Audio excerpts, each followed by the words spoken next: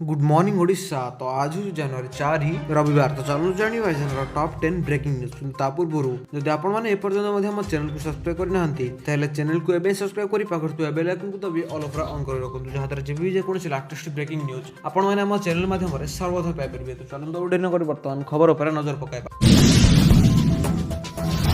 घरे घरे लगे स्मार्ट मीटर कैबिनेट निष्पत्ति पर आसिला गाइडलाइन। लोकों घरे स्मार्ट मीटर लगाइबे सरकार। कैबिनेट निष्पत्ति पर गाइडलाइन आनिला शक्ति विभाग। एने राज्य सरकार 735 कोटी टंकार एककालीन अनुदान प्रदान करने को निष्पत्ति नहीं।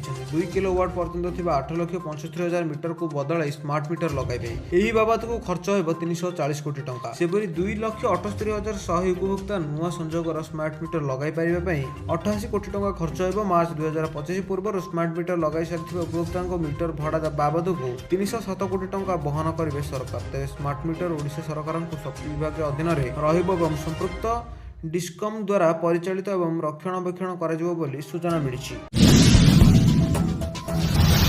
परवर्ती खबर चली विवाह ऋतु जानतु केते रही आपण सहर में सुना दर लगातार वृद्धि हेबा एबे ग्राहकों समस्या हुई छिड़ा हुई। एबे विवाह ऋतु चली बेले सुना टिके किणिबार मध्यवर्ती धनी समस्ते बाध्य हेले एबे सुना रेकर्ड स्तर में पहुंचवा कारण विशेषकर मध्यवित्त और निम्न मध्यवित्त समस्या हेउछि। सुना किणिबा पूर्व जानतु आज दर केते अछि कारण सुना दर एक बड़ परिवर्तन देखा मिली। तेबे आपण सहर में केते अछि रेट आसंतु जानिबा। आसंतु नजर पकाइबा ओडिशार केते रहिछि सुना दर। आज भुवनेश्वर में 24 कैरेट सुना प्रति 8,739 टंका रही। 22 कैरेट प्रति पिछा दर 8,011 टंका रही। 18 कैरेट सुना प्रति ग्राम पिछा 6,555 टंका रही। भुवनेश्वर में 22 कैरेट सुनार ग्राम 80,110 टंका रही बेले से 24 कैरेट सुनार ग्राम 10 ग्राम पिछा सुना किणिले आपको 87,390 टंका देवाक पड़ो। गतकाली 22 कैरेट सुनार दाम 80,100 टंका पाखापाखि पहुंचीला। 24 कैरेट सुनार दाम दिल्ली, राजस्थान, यूपी प्राय 87,000 उपर कारोबार होउछि। सुना रेट रे सूचित एवं जीएसटी, टीसीए एवं अन्य देशर मिश्रण नहीं। सठिक रेट पाइबा आपण स्थानीय अलंकार सहित जोगाजोग करिपारंती।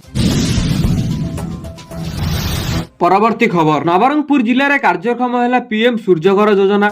प्रधानमंत्री सूर्यघर योजना भारत सरकार एक जन कल्याणकारी योजना। यही योजन घर उपर सौर पैनल स्थापन कर मागणा विद्युत सेवा जोगाइबा को लक्ष्य रखा जायछि। नवरंगपुर जिलार पीएम सूर्यघर योजना कार्यक्रम होइछि। प्रथम पदक्षेप स्वरूप जिलार 4टी घरे एही योजना को कार्यक्रम करा जायछि। नवरंगपुर सहर में थिबा शिवानी बेगम को घरे पीएम सूर्यघर योजना रे सोलर पैनल लगा जायछि। 3 किलोवाट विशिष्ट एही पैनल घरर छात उपर बसा जायछि। एही पैनल जरिया रे उत्पादित बिजुली शिवानी को घर को आलोकित करूछि। टीवी, फ्रिज, एसी सब किछि चली पारु। सेति मोट 2,20,000 टंका खर्च होइथिबा बेले शिवानी 1,80,000 टंका ऋण बैंक रु पाइथिले। शिवानी को पीएम सूर्यघर योजना 3 किलोवाट पैनल बसाइथिबारु केंद्र सरकार पक्षरु 78,000 टंका सब्सिडी मिलिबो। घरर छात रे सोलर पैनल स्थापन करी घरर विद्युत बिल कमाइबा सहित विद्युत उपयोग क्षेत्र में आत्मनिर्भर हेबे बोली शिवानी बेगम कहबा सह से ए योजनार स्वागत योग्य पदक्षेप बोली कहिसथि। एथि सह पीएम सूर्यघर योजना को राज्य सरकार प्रोत्साहित करथिबार घोषणा मुताबिक 60,000 टंका अतिरिक्त सब्सिडी पाइबे बोली आशा रखिसथि।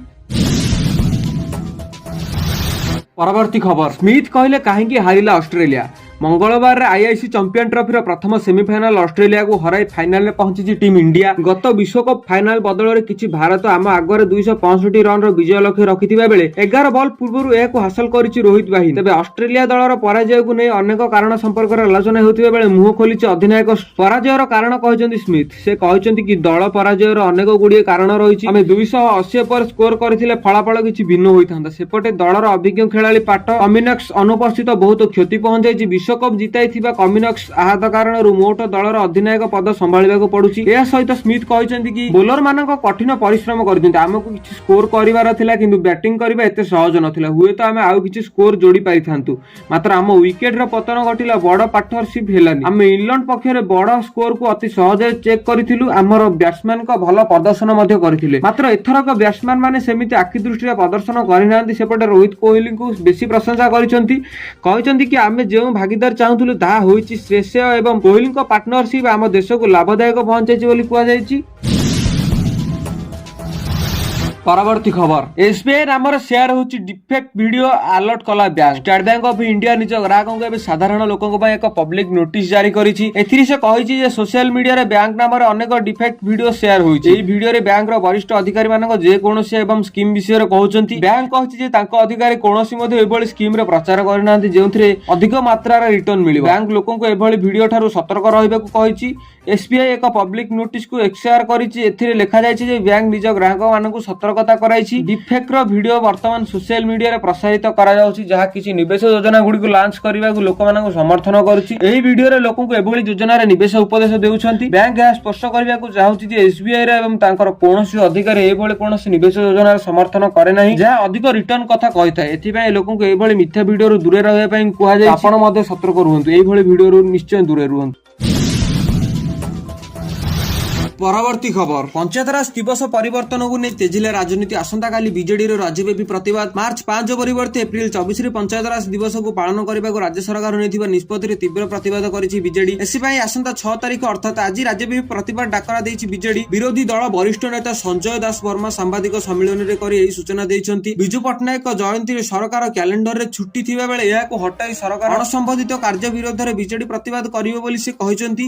ଆସନ୍ତାକାଲି ରାଜ୍ୟ ସରକାରଙ୍କ ନିଷ୍ପତ୍ତି ବିରୁଦ୍ଧରେ ପ୍ରତିବାଦ କରି ଦଳ ରାଜ୍ୟର ପଞ୍ଚାୟତରାଜ ଦିବସ ଗତ ପ୍ରାୟ 3 ଦଶନ୍ଧି ଧରି 5 ମାର୍ଚ୍ଚରେ ପାଳିତ ହୋଇ ଆସୁଥିବା ବେଳେ ରାଜ୍ୟ ସରକାର ଏହାକୁ ଏପ୍ରିଲ 24ରେ ପାଳନ କରିବାକୁ ନିଷ୍ପତ୍ତି ଦୁର୍ଭାଗ୍ୟଜନକ। ଏ ରାଜ୍ୟ ସରକାରଙ୍କ ସଂକୀର୍ଣ୍ଣ ମନୋଭାବର ପରିଚୟ। ସାରା ଓଡିଶାର ଲୋକଙ୍କୁ ଏହି ପ୍ରତିବାଦ କରିବା ବୋଲି କହିଛି ବିଜେଡି। ସେପଟେ ଆଜି ରାଜ୍ୟରେ ଖୋଲା ରହିବ ସମସ୍ତ ସ୍କୁଲ। ଗତକାଲି ଖୋଲା ବି ରହିଥିଲା ସ୍କୁଲ। ଏନେଇ ବିଦ୍ୟାଳୟ ଓ ଗଣଶିକ୍ଷା ବିଭାଗ ପକ୍ଷରୁ ପ୍ରକାଶ ପାଇଛି ବିଜ୍ଞପ୍ତି। ବିଭାଗ ପକ୍ଷରୁ ରାଜ୍ୟର ସମସ୍ତ ଜିଲ୍ଲା ଶିକ୍ଷା ଅଧିକାରୀଙ୍କୁ ଚିଠି ଲେଖାଯାଇଛି। ଗତ 2 ଦଶନ୍ଧି ଧରି ମାର୍ଚ୍ଚ 5 ତାରିଖରେ ପଞ୍ଚାୟତରାଜ ଦିବସ ପାଳନ ହୋଇଥିଲା, କିନ୍ତୁ ଚଳିତ ଥର ଏପ୍ରିଲ 24ରେ ପଞ୍ଚାୟତରାଜ ଦିବସ ପାଳନ କରିବାକୁ ରାଜ୍ୟ ସରକାର ନିଷ୍ପତ୍ତି ନେଇଛନ୍ତି। ତେଣୁ ଆଜି ରାଜ୍ୟର ସବୁ ସରକାର ଓ ବେସରକାରୀ ସ୍କୁଲ ଖୋଲା ରହିଥିଲା। କେବଳ ସ୍କୁଲ ନୁହେଁ, ଆଜି ସବୁ ସରକାରୀ କାର୍ଯ୍ୟାଳୟ ମଧ୍ୟ ଖୋଲା ରହିଥିଲା।